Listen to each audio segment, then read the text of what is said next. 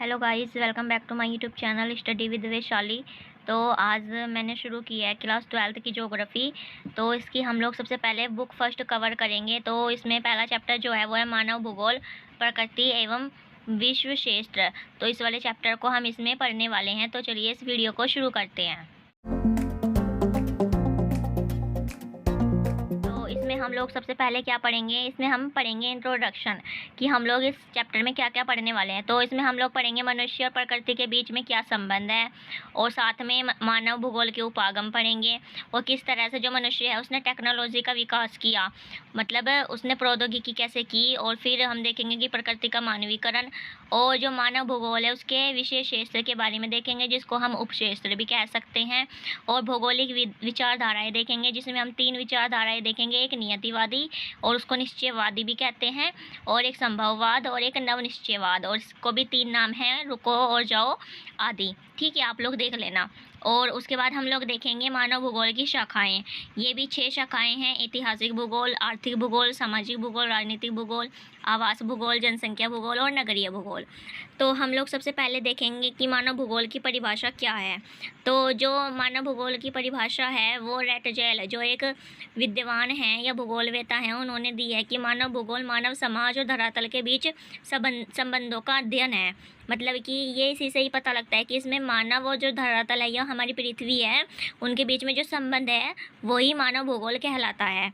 अब ये दूसरे हैं वो वैज्ञानिक, जिनका नाम है पॉल विडाल डी लाब्लाश। तो इन्होंने क्या लिखा है, इन्होंने हमारी पृथ्वी को नियंत्रण करने वाले भौतिक नियमों तथा इस पर रहने वाले जीवों के मध्य संबंध, मतलब कि जो हमारी पृथ्वी है उसमें जो भौतिक नियम होते हैं, तो उसमें जो रहने वाले जीव हैं जैसे कि हम हैं, तो हमारा जो संबंध है उसी को ही हम लोग मानव भूगोल कहते हैं। ठीक है, अब एक और है जो सिंपल भाषा है मानव भूगोल की, तो वो है भौतिक पर्यावरण और मानव जगत। मतलब जो भौतिक पर्यावरण है और मानव जगत है उसके अंतर संबंधों, मतलब इसका भी यही मतलब है कि उनके संबंधों का ही अध्ययन मानव भूगोल कहलाता है। अब ये एक और डेफिनेशन है, ये किसने दी थी, ये एलन सी सैम्पल है, जो रेटजेल की एक अमेरिकी शिष्या थी। उन्होंने भी इस पर अपनी परिभाषा दी है, जो है कि मानव भूगोल अस्थिर पृथ्वी और क्रियाशील मानव के बीच संबंधों का अध्ययन है। मतलब कि जो पृथ्वी है वो अस्थिर है, मतलब वो स्थिर नहीं है, वो घूमती रहती है, आप लोगों को भी पता है। और जो मानव है वो क्रियाशील है, वो भी स्थिर नहीं है, और तो उनके बीच के संबंधों को मानव भूगोल कहते हैं। आई होप आपको उस मानव भूगोल की परिभाषाएं समझ आई। अब हम लोग देखते हैं कि भूगोल और जियोग्राफी जो है उस शब्द का अर्थ आप लोगों ने 11th में भी पढ़ा है। जियोग्राफी शब्द का अर्थ जियो प्लस ग्राफी से मिलकर बना है, जिसमें जियो का मतलब होता है पृथ्वी और ग्राफी का मतलब होता है वर्णन करना, मतलब कि पृथ्वी का वर्णन करना और उसके बदलते रूप का वर्णन करना ही ज्योग्राफी शब्द का अर्थ है। ठीक है, अब ज्योग्राफी को क्या कहते हैं, ज्योग्राफी ज्ञान की शाखाओं की जननी है, ये इसको कहते हैं। अब आप लोगों को शाखाएं ये लग रही होंगी, तो जो शाखाएं हैं वो भी 2 प्रकार की होती है, एक भौतिक भूगोल होती है और एक मानव भूगोल होती है। जो भौतिक भूगोल है वो क्या होती है, वो विभिन्न प्रदेशों की भौतिक पर्यावरण जैसे जलवायु वगैरह ये सब होती है भौतिक पर्यावरण के अंतर्गत। और मानव भूगोल के लिए ये मैंने यहाँ पे लिखा है कि 19वीं शताब्दी के अंत में, जब 19वीं शताब्दी थी उसके आखिर में एक वो थे वैज्ञानिक जिनका नाम था चार्ल्स डार्विन। तो इनकी जो पुस्तक है ओरिजिन ऑफ स्पेसिस, इसका प्रकाशन का समय था उस टाइम पे। तो तब लोगों ने इस विषय पर जानने की और जिज्ञासा हुई, मतलब तब इन्होंने ज्योग्राफी के बारे में ये पुस्तक लिखी थी, तो लोगों ने वो पुस्तक पढ़ी तो लोगों को और ज़्यादा इच्छा हुई उसको जानने की। अब दूसरे हैं वो हैं रेटजेल, जिनको जनक कहते हैं मानव भूगोल का, या मतलब आधुनिक मानव भूगोल का। तो इन्होंने भी अपनी पुस्तक जो थी एंथ्रोजियोग्राफी, तो इन्होंने भी मानव जीवित रहने और वातावरण का सहयोग था, मतलब इसमें मानव के और वातावरण के सहयोग के बारे में बताया था। और वैसे ही जो प्रोब्लाश हैं वो उन्होंने भी पृथ्वी पर मनुष्य का प्रभाव और उसके व्यवसाय का अध्ययन किया है। अब हम देखते हैं मानव भूगोल की प्रकृति और मानव भूगोल के विषय। तो सबसे पहले मानव भूगोल की प्रकृति को ख़त्म करते हैं। तो इसमें जो पृथ्वी पर विभिन्नताओं के बीच रहने वाले मानव जीवन हैं, तो उसको समझना ही मानव भूगोल है। अब पृथ्वी पर मानव जीवन में जो मानव हैं उसके जीवन में नस्ल, रंग, रूप, रीति रिवाज, संस्कृति, आजीविका, ये सब साधनों को लेकर भी अंतर पाया जाता है। और जो मानव और भौतिक वातावरण का संबंध भी इसी के अंतर्गत आता है, मानव भूगोल के। और सांस्कृतिक वातावरण को भी जन्म देता है यही।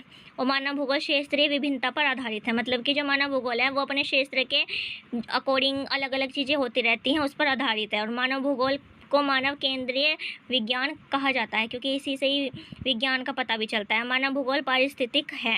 अब हम देखते हैं कि मानव भूगोल के विशेष क्षेत्र, मतलब कि मानव भूगोल के विषय में हम लोग क्या क्या समझते हैं या पढ़ सकते हैं। तो इसके अंतर्गत जनसंख्या एवं क्षमता का अध्ययन हम कर सकते हैं। प्रदेश संसाधनों के उपयोग, मतलब जो संसाधन होते हैं उनका उपयोग, उनका नियोजन। और सांस्कृतिक वातावरण का मतलब जो हमारा समाज, धार्मिक, उस सब के बारे में भी पढ़ा जाता है। और वातावरण समायोजना का अध्ययन होता है। और वातावरण समायोजना का कालिक अनुकरण भी होता है। और मानव जातियों के अध्ययन को भी बढ़ावा दिया जाता है। देखते हैं मानव भूगोल के उपक्षेत्र। ये भी क्वेश्चन बहुत इंपॉर्टेंट है। तो इसके उपक्षेत्र हैं संसाधन भूगोल, कृषि भूगोल, उद्योग भूगोल और व्यापार भूगोल, पर्यटन भूगोल, चिकित्सक भूगोल या चिकित्सा भूगोल भी कहते हैं इसको, सैन्य भूगोल और विपर्सन भूगोल। अब ये हमारे यहाँ पे सबसे इम्पोर्टेंट टॉपिक है वो है भौगोलिक विचारधाराएं। तो अब भौगोलिक विचारधाराएं किसको कहते हैं, तो भूगोल में बहुत सारे वैज्ञानिक हुए हैं। तो वो तो आपको भी पता होगा कि बहुत सारे वैज्ञानिक हुए हैं। उन्होंने प्राकृतिक और मनुष्य के संबंधों के बारे में, मतलब जो प्रकृति और मनुष्य के संबंध है उसके बारे में उन्होंने अपने अपने विचार दिए हैं। तो जो वो विचार होते हैं उन्हीं को ही भौगोलिक विचारधारा कहते हैं। अब जो ये भौगोलिक विचारधारा है ये 3 तरह से दी है।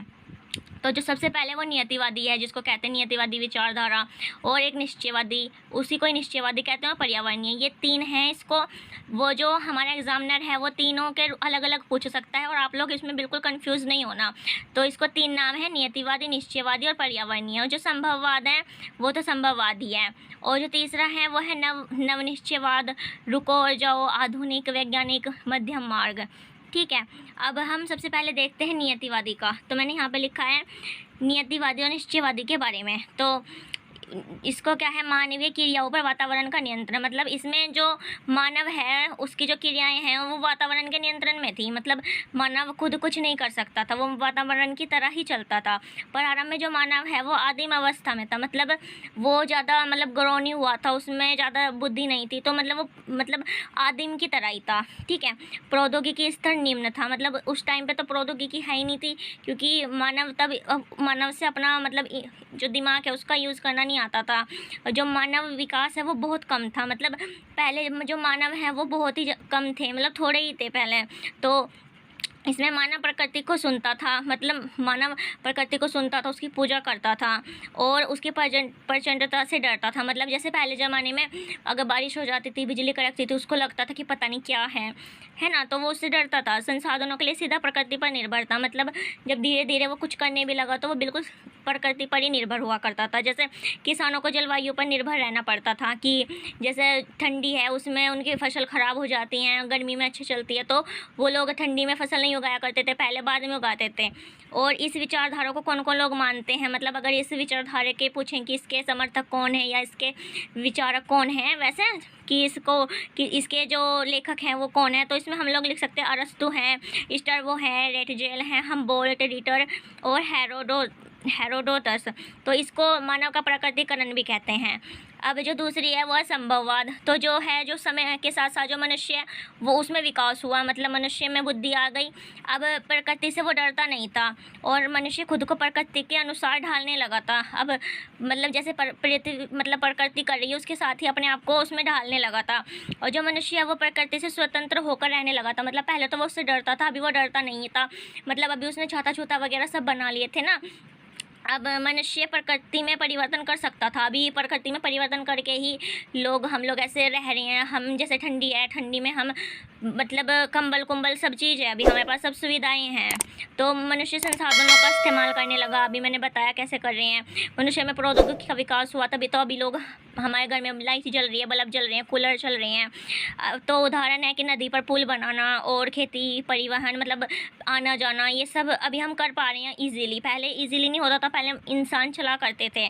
और इस वाले के समर्थक कौन थे, संभववाद के, इसके थे लुसियन फर्बे, विडाल दी ब्लाश, और इसको प्रकृति का मानवीकरण भी कह सकते हैं। अब दूसरा है जो वो है नवनिश्चयवाद, रुको और जाओ।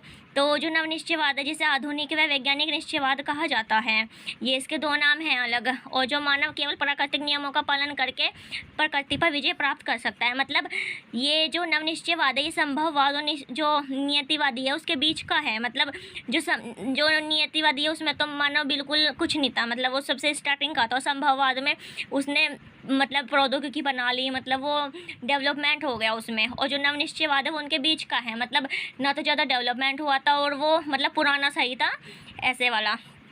तो इसमें यहाँ पे लिखा है कि यह दो विचार को पर्यावरणीय और संभववाद के बीच का रास्ता बताती है। मतलब मैंने अभी कहा ना, ये उन दोनों के बीच का है। और यह ना तो पूरी तरह पर्यावरणीय है और ना ही संभववाद है। पर्यावरणीय मैंने आपको बताया ना, नियतिवादी को ही पर्यावरणीय भी कहते हैं। अब पर्यावरण को नुकसान किए बगैर समस्याओं को सुलझाने में बल। मतलब पहले हम पर्यावरण को ज़्यादा नुकसान नहीं किया करते थे, मतलब उसको बिना नुकसान करे ही काम किया करते थे। और अभी तो इतना नुकसान करते हैं पर्यावरण को, पेड़ काटते हैं, ये सब वगैरह। और इसके जनक किसे माना जाता है, इस विचारधारा के गिरिफ्त टेलर को। और इसको हम लोग नवनियतिवाद भी कह सकते हैं। आई होप आपको ये तीनों टॉपिक समझ में आ रही होंगे। अब हम देखते हैं मानव भूगोल की विभिन्न शाखाएं या क्षेत्र। तो जो किसी क्षेत्र के मानव निर्मित लक्षणों, मतलब जो मैन मेड फीचर्स होते हैं, तो उसके अध्ययन को ही मानवीय भूगोल कहते हैं। अब जैसे कि खेती, गांव, कारखाने, सड़क, रेल, पुल आदि। अब देखो ये तीन भागों में, मतलब कि ये 6 प्रकार की होती हैं। तो मैंने यहाँ पे अलग अलग 6 करके उसके टॉपिक लिखे हुए हैं। तो सबसे पहले सांस्कृतिक भूगोल होती है। तो उसमें क्या क्या होता है, मनुष्य का घर होता है, भोजन होता है और साधन, भाषा, धर्म इत्यादि का अध्ययन किया जाता है इसके अंतर्गत। और जो आर्थिक भूगोल होता है उसमें वस्तुओं का उत्पादन होता है, वितरण होता है, विनिमय आदि का अध्ययन होता है। और जो राजनीतिक भूगोल होता है उसके अंदर हम लोग क्या करते हैं, उसमें मानव समूह से संबंधित प्रशासन, नियोजन, देश के आपसी संबंध, इन सब पे विवाद होता है। और जो जनसंख्या भूगोल, उसमें जनसंख्या का वितरण, जन्म दर, मृत्यु, वृद्धि, मतलब जीवन प्रत्याशा, मतलब जीवन के बारे में ही होता है जनसंख्या में। और जो ऐतिहासिक होता है उसमें अतीत अध्ययन, मतलब जो इतिहास उसका अध्ययन, उस जो वातावरण में देश को समझने का एक स्पष्ट उदाहरण है, उस तरह से इस्तेमाल किया जाता है। और जो आवास है, आवास भूगोल, उसमें नगरीय आवास का अध्ययन, नियोजन, ये दोनों होते हैं। तो ये था कि हमारी जो भूगोल है उसका अन्य भूगोल से क्या क्या संबंध है। ठीक है, अब हम देखते हैं आगे। अब है प्रौद्योगिकी का विकास, मतलब जो टेक्नोलॉजी है उसका विकास कैसे हुआ। तो जो मनुष्य ने प्रकृति के नियमों को समझने के बाद ही टेक्नोलॉजी का विकास किया। अब ये तो आपको भी पता है कि उसने जब पृथ्वी को समझा, उसके बारे में, प्रकृति के बारे में अच्छे से समझा, तभी तो उसने टेक्नोलॉजी बनाई, प्रौद्योगिकी बनाई। अब इसके उदाहरण निम्नलिखित हैं। मतलब घर्षण एवं ऊष्मा, मतलब पहले घर्षण किया था तो उनको नहीं पता था कि घर्षण करने से, पत्थर को रगड़ने से आग निकलती है। तो घर्षण और ऊष्मा की संकल्पनाओं ने आग की खोज में हमारी मदद की और जो आज भी हम आग का उपयोग करते हैं। अब डीएनए और आनुवंशिकी, इन्हें समझने के बाद हम ज़्यादातर बीमारियों पे विजय हासिल कर चुके हैं। मतलब ज़्यादातर बीमारियां ठीक करने का इलाज हम ढूंढ सके हैं। अब वायु गति के नियम, मतलब जो तेज, कम, ऐसे, तो अधिक तेज गति के वाहन बनाने के लिए गति के नियमों को पढ़ना आवश्यक है। तो इसी से हम लोग गति के नियमों का भी उल्लेख कर पाए हैं, मतलब इसी की वजह से हम जान पाए हैं। प्रकृति का मानवीकरण, तो समय के साथ साथ जो मानव है और प्रकृति और पर्यावरण को मानव समझने लगा, तो मानव ने अपना सामाजिक और सांस्कृतिक विकास किया। मतलब वो अच्छे से अपना जो जीवन है उसको बिताने लगा। और फिर मानव ने बेहतर प्रौद्योगिकी का विकास किया। मतलब फिर मानव मतलब अपना दिमाग लगा के अच्छी अच्छी चीज़ें बनाने लगा। और प्रौद्योगिकी के विकास के बाद अस्पताल, नगर, खेत, मैदान, मतलब अंतरिक्ष में उपग्रह, सैटेलाइट वगैरह आदि का विकास होने लगा। अब हम देखते हैं मानव भूगोल के उपागम। तो ये 5 हैं। ये हैं पारिस्थितिकी उपागम, व्यवहार परक उपागम, तंत्रोपागम और क्षेत्रीय उपागम और कल्याण परक उपागम। इनको अध्ययन के उपागम भी कहते हैं। अब हम देखते हैं कि मानव भूगोल के प्रमुख उपागम, ये इम्पोर्टेंट है, आप लोग इसको अच्छे से ध्यान रखना।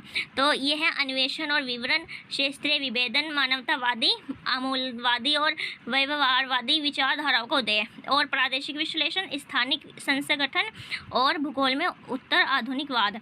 और ये हमारा चैप्टर यहाँ पे कंप्लीट हो चुका है। मतलब कि इसके क्वेश्चन आंसर कराऊंगी, उसकी भी मैं वीडियो बनाऊंगी आपके लिए। आई होप आपको ये पूरा चैप्टर समझ आया होगा। अगर आपको वीडियो अच्छी लगी हो तो वीडियो को लाइक कीजिए, अपने फ्रेंड्स के साथ शेयर कीजिए, और आपको कोई कमी लगी हो उसके लिए मुझे कमेंट कीजिए। Thanks for watching.